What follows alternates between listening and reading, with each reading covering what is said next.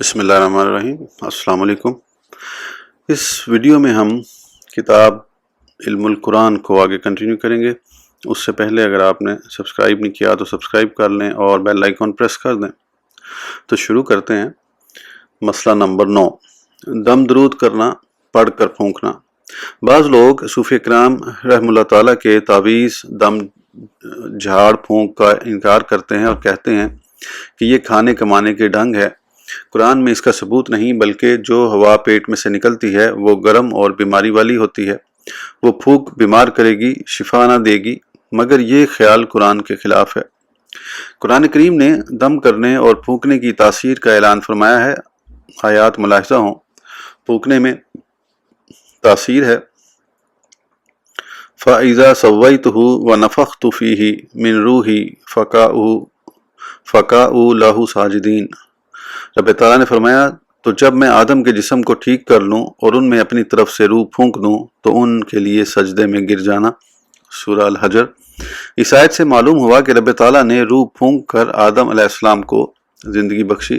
رب تعالیٰ کو وہ پھونکنا وہ ہے جو اس کی شان کے لائق ہو، مگر لفظ پھونکنے کا استعمال فرمایا گیا، بلکہ جان کو روح اسی واسطے کہتے ہیں کہ وہ پھونکی ہوئی ہوا ہے۔ روح کے معنی ہوا پھونک ہیں۔ وَمَرْيَمَ ابْنَتَ عِمْرَانَ الَّتِي أَحْصَنَتْ فَرْجَهَا فَنَفَخْنَا فِيهِ مِنْ رُوحِنَا وَصَدَّقَتْ بِكَلِمَاتِ رَبِّهَا وَكُتُبِهِ وَكَانَتْ مِنَ الْقَانِتِينَ۔ اللہ بیان فرماتا ہے، اور عمران کی بیٹی مریم کا جس نے اپنی پارسائی کی حفاظت کی تو ہم نے اپنی طرف سے اس میں روح پھونک دی، اور اس نے اپنے رب کی باتوں اور کتابوں کی تصدیق کی اور فرما برداروں میں ہوئی۔ سورہ التحریم۔ اس آیت سے معلوم ہوا کہ حضرت جبرائیل علیہ السلام نے گریبان میں دم کیا، جس سے آپ حاملہ ہوئیں اور حضرت عیسیٰ علیہ السلام پیدا ہوئے۔ اسی لیے آپ کا لقب روح اللہ بھی ہے اور کلمات اللہ بھی ہے، یعنی اللہ کا دم یا اللہ کا کلمہ۔ حضرت جبرائیل علیہ السلام نے کچھ پڑھ کر حضرت مریم رضی اللہ تعالیٰ عنہا پر دم کیا، جس سے یہ فیض دیا۔ اب بھی شفا وغیرہ کے لیے پڑھ کر ہی دم کرتے ہیں۔ انی اخلق لکم من الطین کہیۃ الطیر فانفخ فیہ فیکون طیرا باذن اللہ وابرئ الاکمہ والابرص واحیی الموتى باذن اللہ۔ فرمایا عیسیٰ نے کہ میں بناتا ہوں تمہارے لیے پرندے کی صورت، پھر اس میں دم کرتا ہوں تو وہ اللہ کے حکم سے پرندہ بن جاتا ہے، اور کوڑی اندھے کو اچھا کرتا ہوں اور مردے جلاتا ہوں اللہ کے حکم سے۔ سورہ ال عمران۔ اس آیت سے معلوم ہوا کہ عیسیٰ علیہ السلام دم کر کے مردے زندہ کرتے تھے، کوڑی اور اندھوں کو اچھا کرتے تھے۔ یہاں بھی دم سے ہی یہ فیض دیے گئے۔ وَنُفِخَ فِي الصُّورِ فَصَعِقَ مَنْ فِي السَّمَاوَاتِ وَمَنْ فِي الْأَرْضِ۔ اور پھونکا جائے گا سور میں تو بے ہوش ہو جائیں گے وہ جو آسمانوں اور زمین میں ہیں۔ سورہ الزمر۔ یوم ينفخ فی الصور فتأتون افواجا۔ جس دن پھونکا جائے گا سور میں پس آؤ گے تم فوج در فوج۔ سورہ النبا۔ معلوم ہوا قیامت کے دن سور میں پھونکا جائے گا، جس سے مردے زندہ ہوں گے۔ غرض یہ کہ ابتدا، انتہا اور بقا ہمیشہ فیض دم سے ہوا اور ہوتا ہے اور ہوگا۔ اسی لیے آج بھی صوفیہ قرآن کریم پڑھ کر دم کرتے ہیں۔ خود نبی کریم صلی اللہ علیہ وسلم اور صحابہ کرام رضی اللہ تعالیٰ عنہم بیماروں پر قرآن شریف پڑھ کر دم فرماتے تھے، کیونکہ جیسے پھولوں سے چھو کر ہوا میں خوشبو پیدا ہو جاتی ہے، ایسے ہی جس زبان سے قرآن شریف پڑھا گیا ہو اس سے چھو کر جو ہوا آئے گی وہ شفا دے گی۔ اسی طرح تبرکات سے شفا ملتی ہے، جیسا کہ اسی باب کے شروع میں آیات سے ثابت کیا گیا۔ مسئلہ نمبر 10، سارے صحابہ برحق ہیں۔ قرآن کریم صحابہ کرام رضی اللہ تعالیٰ عنہم کی حقانیت و صداقت کا اعلان فرماتا ہے۔ الف لام میم ذالک الکتاب لا ریب فیہ۔ وہ بلند رتبہ کتاب قرآن، شک کی جگہ نہیں اس میں۔ سورہ بقرہ۔ اللہ تعالیٰ نے اعلان فرمایا کہ قرآن میں کوئی شک و تردد نہیں۔ شک کی 4 صورتیں ہو سکتی ہیں، یا تو بھیجنے والا غلطی کرے، یا لانے والا غلطی کرے، یا جس کے پاس آیا ہو وہ غلطی کرے، یا جنہوں نے اس سے سن کر لوگوں کو پہنچایا انہوں نے دیانت سے کام نہ لیا ہو۔ اگرچہ ان 4 درجوں میں کلام محفوظ ہے تو واقعی شک و شبہ کے لائق نہیں۔ قرآن شریف کا بھیجنے والا اللہ تعالیٰ، لانے والا حضرت جبرائیل علیہ السلام، لینے والے حضور صلی اللہ تعالیٰ علیہ وسلم، اور حضور سے لے کر ہم تک پہنچانے والے صحابہ کرام ہیں۔ رضی اللہ عنہم اجمعین۔ اگر قرآن شریف اللہ تعالیٰ جبرائیل علیہ السلام نبی صلی اللہ علیہ وسلم تک تو محفوظ رہے، لیکن صحابہ کرام رضی اللہ تعالیٰ عنہم سچے نہ ہوں اور ان کے ذریعے قرآن ہم کو پہنچے تو یقیناً قرآن میں شک پیدا ہو گیا، کیونکہ فاسق کی کوئی بات قابل اعتبار نہیں ہوتی۔ رب تعالیٰ فرماتا ہے ان جاءکم فاسقم بنبأ فتبینوا، اگر تمہارے پاس فاسق کوئی خبر لائے تو تحقیق کر لیا کرو، سورہ الحجرات۔ اب قرآن کا بھی اعتبار نہ رہے گا۔ قرآن پر یقین جب ہی ہو سکتا ہے کہ صحابہ کرام کے تقوی و دیانت پر یقین ہو۔ ھدی للمتقین الذین یؤمنون بالغیب، قرآن ہدایت ہے ان متقیوں کو جو غیب پر ایمان لاتے ہیں، سورہ بقرہ۔ یعنی یہ کافروں جن پرہیزگاروں یعنی جماعت صحابہ کو تم دیکھ رہے ہو، انہیں قرآن نے ہی ہدایت دی اور یہ لوگ قرآن ہی کی ہدایت سے ایسے اعلیٰ متقی بنے ہیں۔ قرآن کریم نے ہی ان کی کایا پلٹ دی۔ اگر قرآن کا کمال دیکھنا ہو تو ان صحابہ کرام کا تقوی دیکھو۔ اس آیت میں قرآن نے صحابہ کرام کے ایمان و تقوی کو اپنی حقانیت کی دلیل بنایا۔ اگر وہاں ایمان و تقوی نہ ہو تو قرآن کا دعویٰ بلا دلیل رہ گیا۔ والذین آمنوا وہاجروا وجاہدوا فی سبیل اللہ والذین آووا ونصروا اولئک هم المؤمنون حقا لہم مغفرۃ ورزق کریم، اور وہ جو ایمان لائے اور انہوں نے ہجرت کی اور اللہ کی راہ میں جہاد کیا، اور وہ جنہوں نے رسول کو جگہ دی اور ان کی مدد کی، وہ سچے مسلمان ہیں، ان کے لیے بخشش ہے اور عزت کی روزی۔ اس آیت میں صحابہ کرام مہاجرین اور انصار کا نام لے کر انہیں سچا مومن، متقی اور مغفور فرمایا گیا۔ للفقراء المہاجرین الذین اخرجوا من دیارہم واموالہم یبتغون فضلا من اللہ ورضوانا وینصرون اللہ ورسولہ اولئک هم الصادقون، ان فقیر ہجرت والوں کے لیے جو اپنے گھروں اور مالوں سے نکالے گئے، اللہ کا فضل اور اس کی رضا چاہتے ہیں اور اللہ و رسول کی مدد کرتے ہیں، وہی سچے ہیں، سورہ الحشر۔ اس آیت میں تمام مہاجر صحابہ کو نام و پتہ بتا کر سچا کہا گیا ہے، یعنی یہ ایمان میں سچے اور اقوال کے پکے ہیں۔ والذین تبوأوا الدار والایمان من قبلہم یحبون من ہاجر الیہم ولا یجدون فی صدورہم حاجۃ مما اوتوا ویؤثرون علی انفسہم ولو کان بہم خصاصۃ ومن یوق شح نفسہ فاولئک ھم المفلحون، اور وہ جنہوں نے پہلے سے اس شہر اور ایمان میں گھر بنا لیا، دوست رکھتے ہیں انہیں جو ان کی طرف ہجرت کر کے آئے اور اپنے دلوں میں کوئی حاجت نہیں پاتے اس چیز کی جو دیے گئے اور اپنی جان پر دوسروں کو ترجیح دیتے ہیں، اگرچہ انہیں بہت محتاجی ہو، اور جو اپنے نفس کے بخل سے بچایا گیا وہی کامیاب ہے۔ اس آیت میں انصار مدینہ کو نام لے کر پتہ بتا کر کامیاب فرمایا گیا۔ معلوم ہوا کہ سارے مہاجرین و انصار سچے اور کامیاب ہیں۔ لا يستوي منكم من انفق من قبل الفتح وقاتل اولئك اعظم درجات من الذين انفقوا من بعد وقاتلوا وكلا وعد الله الحسنى، تم میں برابر نہیں وہ جنہوں نے فتح مکہ سے پہلے خرچ اور جہاد کیا، وہ مرتبے میں ان سے بڑے ہیں جنہوں نے بعد فتح خرچ اور جہاد کیا، اور ان سب سے اللہ جنت کا وعدہ فرما چکا ہے۔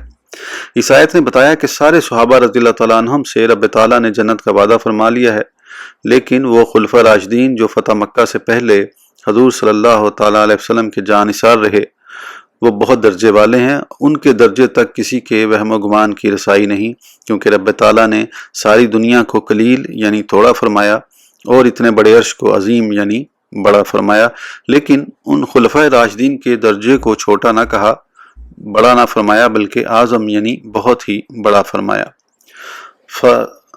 وَسَيُجَنَّبُهَا الْأَتْقَى الَّذِي يُؤْتِي مَالَهُ يَتَزَكَّى وَمَا لِأَحَدٍ عِندَهُ مِن نِّعْمَةٍ تُجْزَىٰ إِلَّا ابْتِغَاءَ وَجْهِ رَبِّهِ الْأَعْلَىٰ وَلَسَوْفَ يَرْضَىٰ، اور دوزخ سے بہت دور رکھا جائے گا وہ سب سے بڑا پرہیزگار جو اپنا مال دیتا ہے تاکہ ستھرا ہو، اور کسی کا اس پر کچھ احسان نہیں جس کا بدلہ دیا جائے، صرف اپنے رب کی رضا چاہتا ہے، اور بے شک قریب ہے کہ وہ راضی ہوگا، سورہ اللیل۔ یہ آیت حضرت ابوبکر صدیق رضی اللہ تعالیٰ عنہ کے حق میں نازل ہوئی جب آپ نے حضرت بلال رضی اللہ عنہ کو بھاری قیمت دے کر خریدا اور آزاد کیا۔ کفار نے حیرت سے کہا کہ شاید حضرت بلال رضی اللہ عنہ کا آپ پر کوئی احسان ہوگا جس کا بدلہ ادا کرنے کے لیے آپ نے اتنی بڑی قیمت سے خرید کر آزاد کیا۔ ان کفار کی تردید میں یہ آیت نازل ہوئی۔ اس میں صدیق اکبر رضی اللہ عنہ کے حسب ذیل خصوصی صفات بیان ہوئے۔ ان کا دوزخ سے بہت دور رہنا، ان کا سب سے بڑا متقی ہونا یعنی اتقی، ان کا بے مثل سخی ہونا، ان کے اعمال طیبہ طاہرہ کا ریا سے پاک ہونا، خالص رب العزت کے لیے، رب عز و جل کے لیے ہونا، اور جنت میں انہیں رب تعالیٰ کی طرف سے ایسی نعمتیں ملنا جس سے وہ راضی ہو جائیں۔ لطیفہ، اللہ تعالیٰ نے نبی صلی اللہ علیہ وسلم کے لیے فرمایا وَلَسَوْفَ يُؤْتِيكَ رَبُّكَ فَتَرْضَىٰ، سورۃ دہا، آپ کو اپنا رب اتنا دے گا کہ آپ راضی ہو جائیں گے۔ اور حضرت ابوبکر صدیق رضی اللہ تعالیٰ عنہ کے لیے فرمایا وَلَسَوْفَ يَرْضَىٰ، سورۃ اللیل، ان قریب صدیق راضی ہو جائیں گے۔ معلوم ہوا کہ آپ کو نبی صلی اللہ علیہ وسلم سے بہت ہی قرب ہے۔ یا ایھا النبی حسبک اللہ ومن اتبعک من المؤمنین، اے نبی آپ کو اللہ اور آپ کی پیروی کرنے والے یہ مومن کافی ہیں، سورہ الانفال۔ یہ آیت حضرت عمر رضی اللہ عنہ کے ایمان لانے پر نازل ہوئی، جس میں فرمایا گیا کہ حقیقتاً آپ کو اللہ کافی ہے اور عالم اسباب میں عمر کافی ہیں۔ والذین معہ اشداء علی الکفار رحماء بینہم، جو صحابہ ان نبی کے ساتھ ہیں وہ کافروں پر سخت، آپس میں نرم ہیں، سورہ فتح۔ ذالک مثالہم فی التوراۃ ومثالہم فی الانجیل کزرع اخرج شطأہ الی ان قال لیغیظ بہم الکفار۔ یہ جماعت صحابہ وہ ہیں جن کی مثال توریت و انجیل میں اس کھیت سے دی گئی ہے جس سے اپنا پٹھا نکالا، یہاں تک کہ فرمایا تاکہ ان سے کافروں کے دل جلیں۔ اس آیت کا خلاصہ یہ ہے کہ اے محبوب صلی اللہ تعالیٰ علیہ وسلم، تمہارے صحابہ کے نام کے ڈنکے ہم نے توریت و انجیل میں بجا دیے، وہ تو میری ہری بھری کھیتی ہیں جنہیں دیکھ کر میں تو خوش ہوتا ہوں اور میرے دشمن رافضی جلتے ہیں۔ قرآن کریم نے بعض لوگوں پر صاف صاف فتویٰ کفر دیا، ایک تو نبی کی توہین کرنے والے اور دوسرے صحابہ کرام کے دشمن۔ صحابہ کرام کے دشمنوں پر رب تعالیٰ نے کفر کا فتویٰ دیا، کسی اور سے نہ دلوایا۔ ثانی اثنین اذ ہما فی الغار اذ یقول لصاحبہ لا تحزن، ابو بکر دو میں کے دوسرے ہیں جبکہ وہ غار میں ہیں جب فرماتے تھے رسول اپنے ساتھی سے غم نہ کر، سورہ توبہ۔ یہ آیت حضرت ابوبکر صدیق رضی اللہ عنہ کے حق میں اتری۔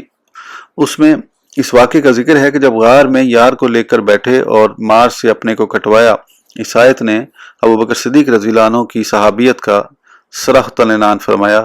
ان کی صحابیت ایسی ہی قطعی اور یقینی ہے جیسے اللہ تعالیٰ کی وحدانیت اور نبی صلی اللہ تعالیٰ علیہ وسلم کی رسالت، کیونکہ جس قرآن نے توحید و رسالت کا صراحتاً اعلان کیا، اسی قرآن نے صدیق کی صحابیت کا ڈنکا بجایا۔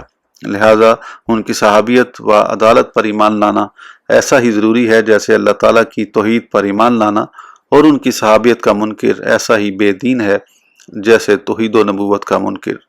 لا تہنوا ولا تحزنوا وانتم الاعلون ان کنتم مومنین، نہ سست پڑو تم لوگ، نہ غمگین ہو، اور تم ہی بلند ہو اگر تم سچے مومن ہو، سورہ آل عمران۔ وَعَادَ اللَّهُ الَّذِينَ آمَنُوا مِنكُمْ وَعَمِلُوا الصَّالِحَاتِ لَيَسْتَخْلِفَنَّهُمْ فِي الْأَرْضِ كَمَا اسْتَخْلَفَ الَّذِينَ مِنْ قَبْلِهِمْ وَلَيُمَكِّنَنَّ لَهُمْ دِينَهُمُ الَّذِي ارْتَضَىٰ لَهُمْ وَلَيُبَدِّلَنَّهُم مِّن بَعْدِ خَوْفِهِمْ أَمْنًا۔ اللہ نے وعدہ دیا ان کو جو تم میں سے ایمان لائے اور اچھے کام کیے، ضرور انہیں زمین میں خلافت دے گا جیسی ان سے پہلوں کو دی، اور ضرور جما دے گا ان کے لیے ان کا وہ دین جو ان کے لیے پسند کیا، اور ضرور ان کے اگلے خوف کو امن سے بدل دے گا، سورہ نور۔ ان دو آیتوں میں مسلمانوں سے دو شرطوں پر چند وعدے کیے گئے ہیں۔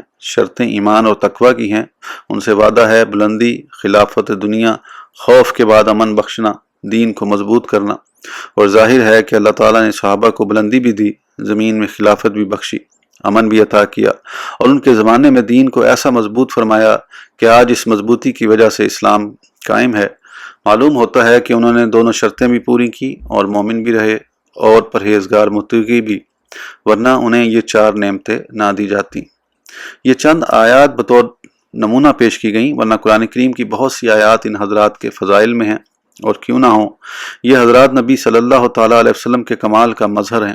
جیسے حضور صلی اللہ تعالیٰ علیہ وسلم کی ذات رب تعالیٰ کے کمال کا نمونہ ہے، جیسے حضور صلی اللہ تعالیٰ علیہ وسلم کی تنقیص رب تعالیٰ کے کمال کا انکار ہے، ایسے ہی ان کا انکار حضور صلی اللہ تعالیٰ علیہ وسلم کے کمال کا انکار ہے۔ استاد کا زور علمی شاگردوں کی لیاقت سے معلوم ہوتا ہے۔ اگر صف اول کی نماز فاسد ہو تو پچھلی صفوں کی نماز درست نہیں ہو سکتی، کیونکہ امام کو دیکھنے والی صف اول ہی ہے۔ اگر انجن کے پیچھے والا ڈبہ انجن سے کٹ کر رہ جائے تو پچھلے ڈبے کبھی سفر نہیں کر سکتے۔